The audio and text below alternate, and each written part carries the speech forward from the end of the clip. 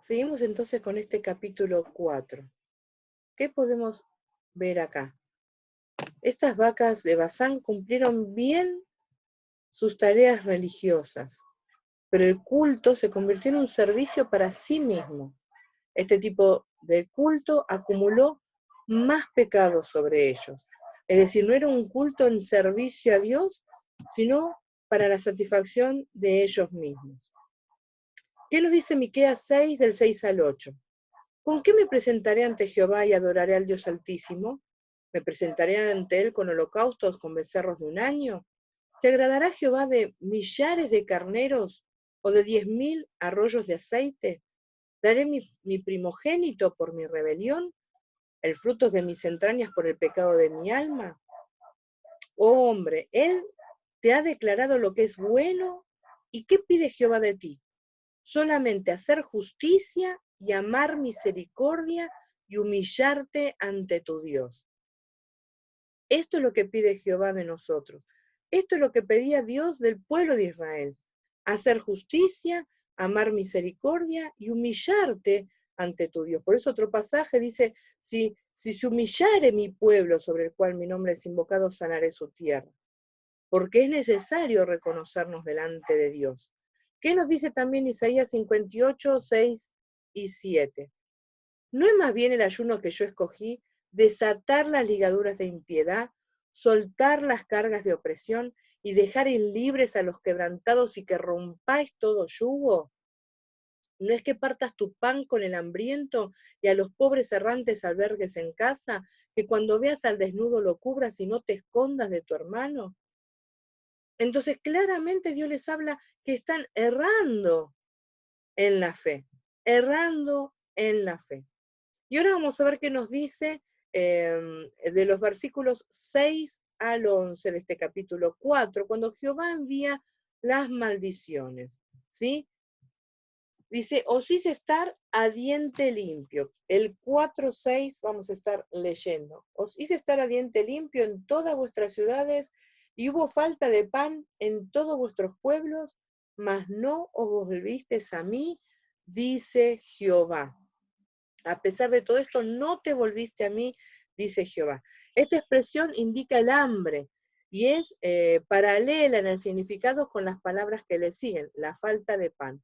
La gente había sido advertida de que habría hambre como resultado de la apostasía. Recuerden que apostasía es renegar de la fe.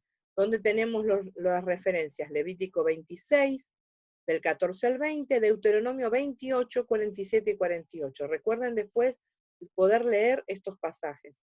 Sin embargo, los israelitas no se conmovieron por estas advertencias. ¿Qué nos dice el versículo 7? Os retuve la lluvia. Dice, también os detuve la lluvia 3 meses antes de la siega, e hice llover sobre una ciudad, y sobre otra ciudad no hice llover, y sobre una parte llovió, y la parte sobre la cual no llovió se secó. Las dos primeras líneas se refieren a la lluvia tardía, antes de la maduración de las cosechas en marzo y abril. La fertilidad es controlada por Jehová y no por Baal. Esto es lo que les está diciendo. Yo hice la lluvia así y asá. ¿Por qué? Porque ellos iban a adorar a Baal esperando que las cosechas fueran abundantes, creyendo que los dioses cananeos les iban a fructificar la tierra. Jehová les había enviado hambre, vemos en el versículo 6, sequía en los versículos 7 y 8, plagas en sus plantaciones en el versículo 9 y derrota militar en el versículo 10. Eran más como Sodoma y Gomorra que un pueblo bendecido, según el versículo 11. Vamos a leer estos versículos, ¿sí? Habíamos leído el 6 y el 7, seguimos con el 8. Y venían 2 o 3 ciudades a una para beber agua y no se saciaban, con todo no os volvisteis a mí, dice Jehová. Os herí convierto en solano y con oruga. La langosta devoró vuestros muchos huertos y vuestras viñas, y vuestros cigales y vuestros olivares, pero nunca os volvisteis a mí, dice Jehová. Envié contra vosotros mortandad tal como en Egipto. Maté a espada a vuestros jóvenes, con cautiverio de vuestros caballos, e hice subir el hedor de vuestros campamentos hasta vuestras narices, mas no os volvisteis a mí, dice Jehová. Os trastorné como cuando Dios trastornó Sodoma y Gomorra y fuiste como tizón escapado del fuego, mas no os volvisteis a mí, dice Jehová.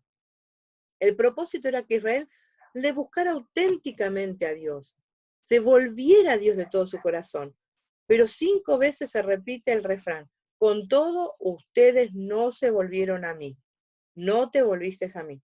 Ahora vendría un verdadero encuentro con el Señor, ¿sí? Lo tenemos en el 3 al 6. No lo que pretendía ese culto egocéntrico e hipócrita. ¿Qué nos decía el capítulo 3 que vimos la vez pasada? ¿Andarán dos juntos si no estuvieren de acuerdo? ¿Rugirá el león si no hubiera presa? ¿Se acuerdan? ¿Caerá el ave en lazo si no hay cazador? ¿Se levantará el lazo si no atrapa algo? ¿Se tocará trompeta en la ciudad? ¿No se alborotará el pueblo? ¿Habrá algún mal en la ciudad y que Jehová no haya hecho? Tenían que tener un encuentro real con el Señor, caminar con Él, dejar sus pensamientos, dejar sus malos caminos, dejar todo eso que tenían eh, de su egocentrismo, de hacerse ver y tener un verdadero encuentro con el Señor. Después vemos en el versículo 12 la amenaza de Jehová de esa visitación personal, temporal, ¿sí? ¿Qué nos dice? Prepárate para venir al encuentro. ¿Qué nos dice ese versículo 12 del capítulo 4? Por tanto, de esta manera te haré a ti, oh Israel, y porque te he de hacer esto, prepárate para venir al encuentro de tu Dios, oh Israel. ¿Por qué aquí? Perdón, hasta ahí, el 12, ya me emocioné.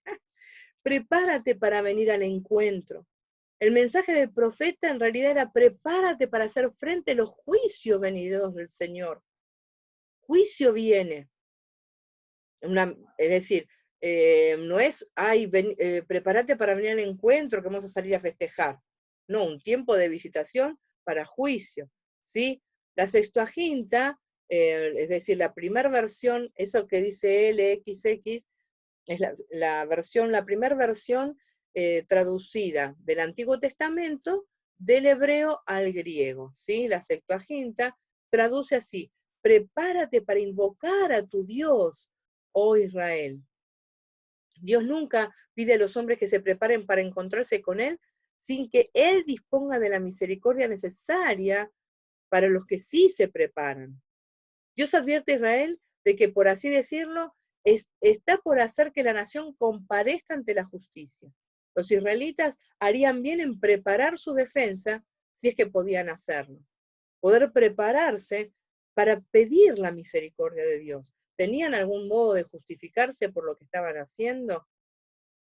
¿Por enriquecerse a costilla de los pobres? ¿Por vivir una vida ostentosa y de apariencia y egocéntrica gracias a desproteger al desvalido? ¿Gracias a tener bajo miseria y esclavitud al resto? ¿Podían de alguna manera preparar su defensa? Nosotros acá, volvemos para atrás, vemos la necesidad de, ante el juicio de Dios, buscar a Dios, humillarse delante de Dios y entender que Dios no puede ser burlado de ninguna manera, ¿sí? Por eso Dios le advierte a Israel, le advierte, pero a pesar de la advertencia, no se vuelven a Dios, no se vuelven a Dios y no se vuelven a Dios. Los otros días escuchaba, no me pregunten dónde, con respecto a todas las catástrofes que están pasando, contra todo este problema a nivel mundial, no solo la pandemia, sino los incendios, la sequía, las inundaciones, el cambio climático, las guerras que todavía existen, las persecuciones, todo esto, ¿no? Que uno esperaría que esto haga que la gente se vuelva a Dios, pero en realidad, en vez de reconocer la maldad, en vez de reconocer el pecado, en vez de reconocer la destrucción sobre la naturaleza por parte del hombre, ¿qué hace la gente? Le echan la culpa a Dios. No se vuelven a Dios, le echan la culpa a Dios. ¿Y por qué Dios me pasó esto? No reconocen Tampoco preparan su defensa, quieren echar la culpa sobre otro. Esto es terrible, ¿no? Porque uno esperaría que ante todo lo que está pasando, el mundo se vuelva a Dios. Siguen preparando leyes absolutamente contra la palabra de Dios, pensando en qué, en que va a pasar el tren, como decimos nosotros, y no va a pasar nada. El juicio de Dios cae cuando nosotros damos la espalda a Dios y a su palabra. No podemos pretender que nos vaya bárbaro si como nación damos la espalda a Dios, si como pueblo damos la espalda a Dios. Por eso la iglesia tiene que estar preparada. Y por último, tenemos esta doxología de Amós, que habla de Dios como creador y como juez justo, ¿sí? El 4:13. Porque aquí el que forma los montes y crea el viento y anuncia al hombre su pensamiento, el que hace de las tinieblas mañana y pasa sobre las alturas de la tierra, Jehová Dios de los ejércitos es su nombre. El poder de aquel que les enfrentaría se expresa en una lista de 5 proezas que hace Dios, ¿sí? Algunos sugieren que este versículo, juntamente con el 5, 8 y 9 y 9, 6, originalmente eran parte de un antiguo himno al Creador. Y como que Amós toma este antiguo himno y lo va recitando dentro de las profecías y las advertencias que hace hacia el pueblo de Israel. Debido al hecho fundamental de que Dios rige todas las cosas, hay que completar también ahí rige, hay que completar proezas. Debido a que Dios rige todas las cosas, los escritores del Antiguo Testamento con frecuencia hablan de él como Jehová de los ejércitos, ¿sí? Amós tuvo de manera particular este concepto de su creador. Por eso emplea con frecuencia el título de Dios de los ejércitos, ¿sí? Ahí tenemos la referencia en todas las veces que se nombra. 3:13, Amós siempre, 5, 14 al 16 y 27, 6:8, 6:14 y 9:5. Amós pensó en forma adecuada y grandiosa que Dios estaba sobre todos, no solo como el Dios de Israel, sino como el Señor y gobernante de todo el universo, que no había más que Él, y que ante Él, iban a tener que comparecer, ante Él. ¿Y qué excusa ibas a poner? Si encima, ante esto y esto que te pasa, ante el juicio de Dios, ante el castigo de Dios, ante catástrofes, ante situaciones, encima no te volvés a mí. ¿Qué les recrimina todo el tiempo al pueblo de Israel? No te volvés a mí, no te volvés a mí, no te apartás de tus malos caminos, no extendés tu mano al necesitado, no andás en mi juicio, no andás en mi justicia. Por eso también Dios les habla de esta manera. Pero ¿qué presenta acá? Una lista de 5 proezas, 5 proezas. Él es Jehová de los ejércitos, el que forma los montes, crea el viento. Anuncia al hombre su pensamiento, sabe el pensamiento del hombre. Hace de las tinieblas mañana y pasa sobre las alturas. No hay nada más alto que nuestro Dios, nada más grande. Y a Él es que debemos compadecer. Amén. Dios les bendiga mucho.